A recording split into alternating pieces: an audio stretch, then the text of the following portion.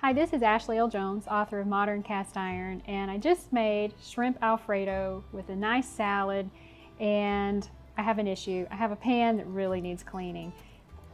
And this is not something you just want to wipe out with paper towels. So I'm going to show you how to clean your cast iron skillet after you cook. This guy needs some care. And the big question is, can I use water? Can I use soap? And a lot of people say no. But the truth is, you actually can. That seasoning is baked into the cast iron and it forms a polymer layer that is chemically bonded to the cast iron itself. So a little bit of water and a little bit of soap, mild detergent, is not going to take that off. However, you do have to be careful because water will rust a pan overnight. So you have to make sure that once you clean a pan, it's completely dry, and then you might want to do a light seasoning afterward. I'm going to show you how to do all of that. But first, we have to get rid of this Alfredo. Here we have the bristle brush, mild dish detergent, a silicone scraper, and a soft sponge. I like to start with the bristle brush to get off all the larger pieces of food. The silicone scraper is great for any really baked on food. And then the sponge is just nice to finish cleaning the pan.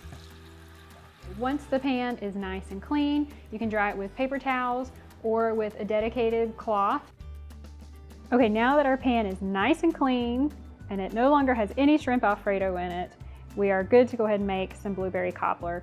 But first, I need to season it just a little bit. Since I just cleaned it, I'm letting it dry. Now it's on a burner and it's on medium, so I'm using heat to make sure the pan is completely dry because water is kryptonite for cast iron. So as it's heating up a little bit, this is a good time to go ahead and season it. And I call this a light seasoning because I'm doing it on a stove top, not in the oven.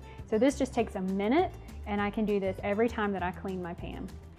Now to season, you need oil and you need heat. And I'm going to use just regular olive oil here.